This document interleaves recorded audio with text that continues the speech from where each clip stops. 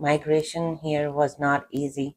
Connecting with a lot of people was not that easy. So mostly we stayed home. So I remember we used to cry. A person, a staffer of an immigrant organization, she told me that I wasn't allowed to receive any benefits or even that my refugee status could be revoked. So I grew up in the foster care system from the age of 3 to 14. So I experienced a lot of racism from a very young age to even now, today.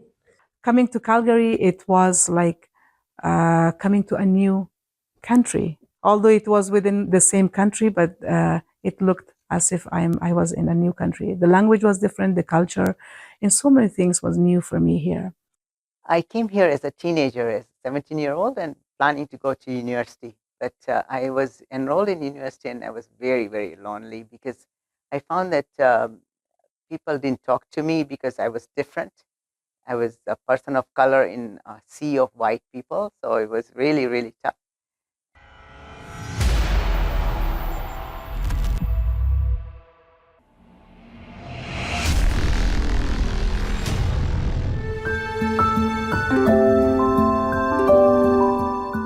Calgary, a city with boundless opportunities and rich diversity, reflects the hopes, aspirations, and challenges of the people who call it home. Yet, behind its skyline are the untold stories of racialized people and ethno-cultural groups. Stories of resilience, courage, and a relentless fight against racism. This is the unfolding stories of racialized and immigrant communities. A story of strength, resilience, unity, and hope. ActionDignity is an organization that does a lot of great work in the community, supporting the racialized communities. And the essence of this documentation is to look at racialized communities that we work with through the program of the social and economic inclusion. And we want to hear their stories. A lot of marginalized communities feel very marginalized, feel that their voices are not being heard. And so it's a great way to document their stories so that we can help in amplifying their voices. In 2002, ActionDignity was established with a sole vision of creating a just and fair society in Calgary. This organization has gone through transformations, but currently our mission statement is really to work with ethno-cultural communities, racialized communities, equity-seeking groups, to really create a transformational change in our society and communities. And when I talk about transformational changes, I'm talking about transformational changes in the areas of gender equity, public safety, workers' rights, systems change and mental health issues. These are the areas of focus for ActionDignity. At the heart of our mission at ActionDignity is to create transformational change in the community and society by working with ethno-cultural, racialized, and equity-seeking groups. The people's stories reflect the essence of our work: to empower communities, amplify voices, and break down barriers because everyone is worthy of dignity and respect. So these stories that we are documenting, it's a way for members of the community to hear their voices. It creates the platform for them to amplify the voices of those people that we have relegated to the background, those people that their voices are not being heard, and who often feel that they are marginalized. Hi, my name is Nazim Ismail, and I've been in Canada for almost 50 years. It'll be 50 years next year in spring. And I came here as a teenager, as a 17-year-old, and planning to go to university. But I was enrolled in university, and I was very, very lonely because I found that people didn't talk to me because I was different. I was a person of color in a sea of white people, so it was really, really tough. And I met somebody from Tanzania, and I, got married because I thought it would be better my life, right? So that was the one mistake I made, I feel, because I should have continued studying and not been worried so much about being lonely. In the meantime, I had 2 children, and life was busy. And when in my 50s, I finally decided that this is it. I'm going to get that education that I always wanted. So for my 50th birthday, I gave myself a gift of education. They said that I had to have an English aptitude test in order to apply for a university. And guess what? The aptitude test could only be taken in Manitoba. So you had to travel to Manitoba to go get the aptitude test, which was kind of crazy. So I asked, is there anything I can do? Can I just take one course at the university? He said, sure, you can take one course at the university, but you can't apply as a student. So this is fine. So what did I do? I went and applied for an English course. I didn't take the low-level English course. I took the higher-level English course. And, the person who was enrolling me laughed. She said, I'm sure you'll fail at this course because it's a very tough course. I said, don't worry about it. I'll figure it out. Guess what I did? I passed with an A in that course. And then I went to the dean's office and showed her my report. See, I did this English course and I got an A in it. So does that mean that I can speak English and I understand English? So she says, yeah, that does mean that. So, okay, sure, we'll enroll you. So they did. That's how I ended up in the university. And I actually finished with a double major in English and women's studies. My plan was to go and get a lawyer's degree because I had seen how tough it was for immigrants and for women here in Canada. So I wanted to become a lawyer in order to help women mostly because I myself had a very tough marriage. So I wanted to make sure that other women didn't go through what I went through. So I wanted to do that, but unfortunately my health didn't keep up. In my case, it was a little bit different. When I came with the mind that I have to do the same I was doing in my country, like provide a beautiful house to my family, good income in the house so we can have food, education, and everything that we needed. And didn't happen that way. I wanted to go through my professional background in international law and that kind of thing.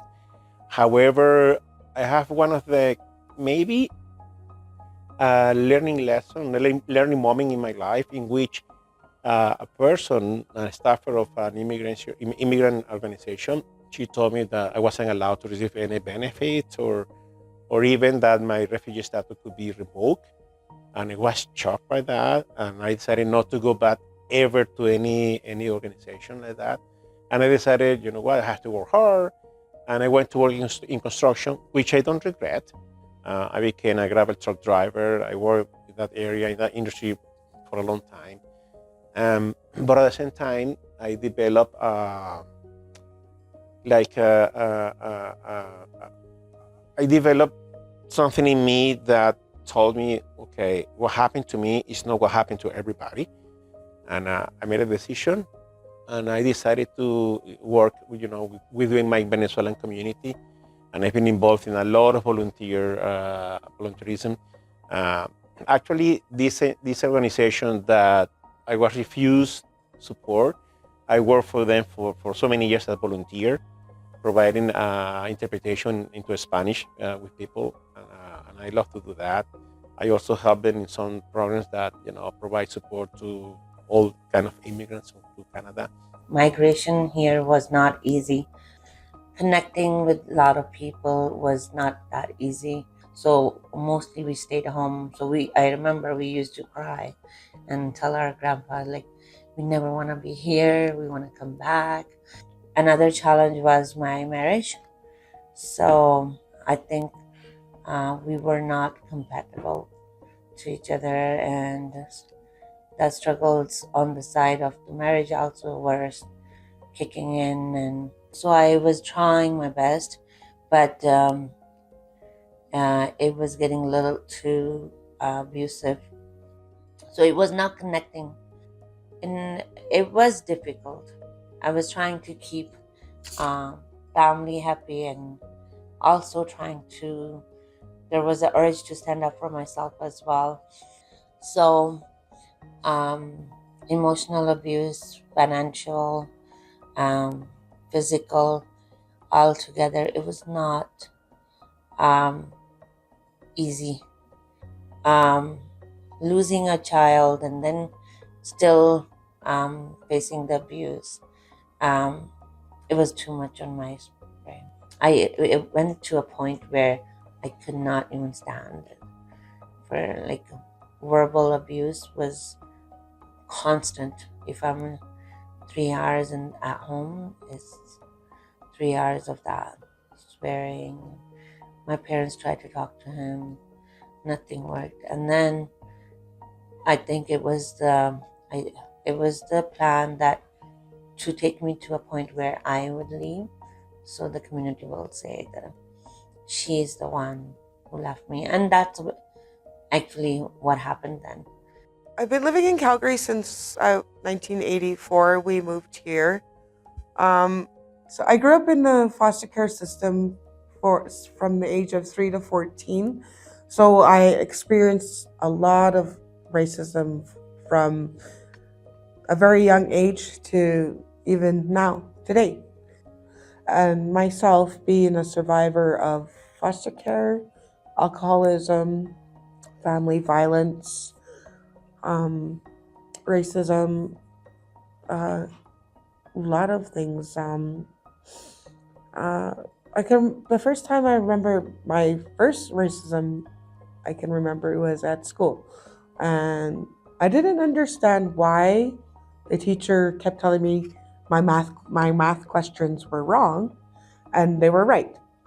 Coming out of the drug addictions and stuff like that, and knowing that I can connect with people nowadays and be like, oh, I was in your position. I know where you, it doesn't matter who you are or where you come from. I can say, well, I was an alcoholic. To this day, I still tell people I'm an alcoholic. I'm a drug addict, so I can relate to them.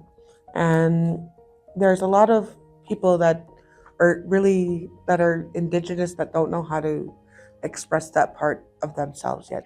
I am 19 years old and I've been in Canada for over 11 years. I came here when I was 8 with my entire family. So my 2 sisters and my parents, and yeah, we came here. We were originally from Congo, but we lived in Zambia for a long period of time. And then we moved here, of course. Yeah, so living in Canada has been a very good experience for me. Obviously, I spent most of my life here, so it's all I know.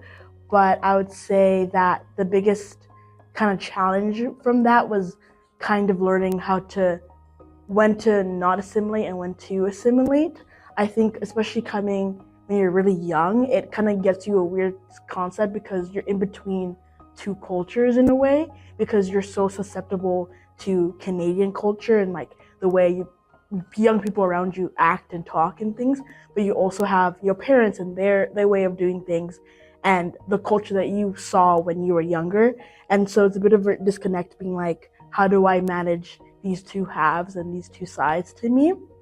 I think I managed it, one, by just kind of allowing myself to, one, be proud of the culture I am from, and as well being okay with taking the things I like from both cultures and making them who I am. So I arrived in Canada as a foreign student in Quebec, so I'm French speaking. And so I have attended university before coming to Canada. So I had an engineering degree from Senegal. And also, when I came in Canada, I was doing a master. After I graduated, I moved to Calgary. When I arrived in Calgary, we didn't have many Senegalese people here. I believe we have 2 families, and I didn't know them. So we have some challenges. Every immigrant here arrive here, especially if you are French speaking. Even though I was very good in English, your accent is a challenge. In the year 2000, I was landed immigrant in Quebec, and that was a renaissance for me, because as an Afghan woman, I had lots of hardship, lots of difficulties.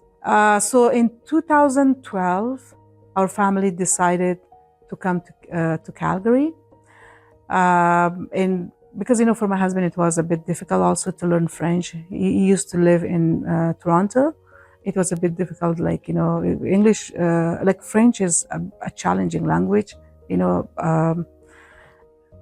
then we moved here. My kids were young at that time.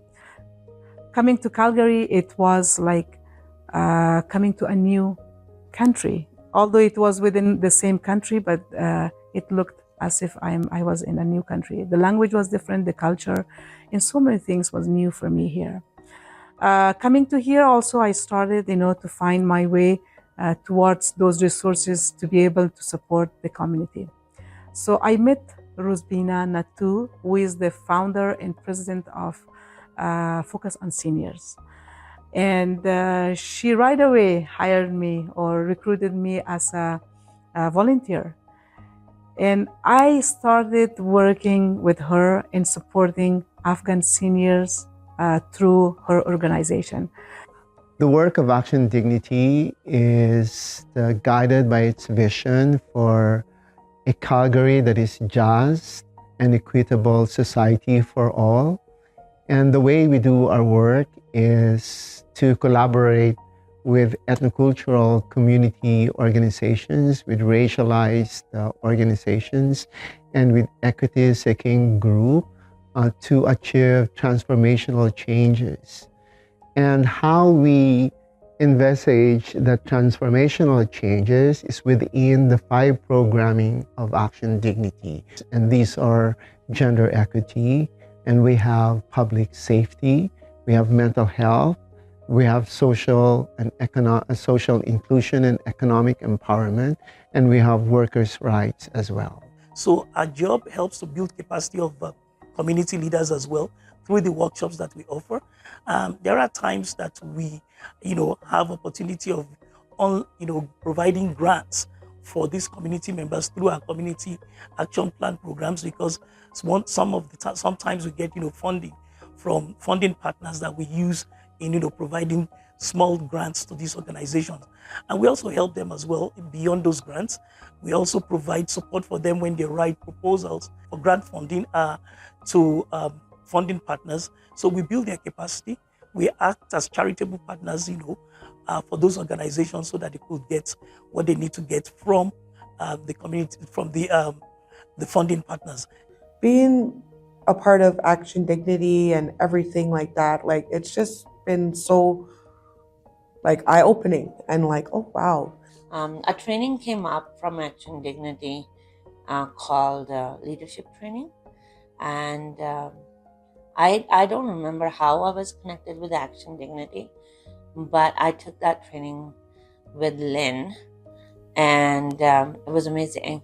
And then when Lynn found out that I have already a group of single moms, Lynn was very impressed that I already have a bigger group and so on.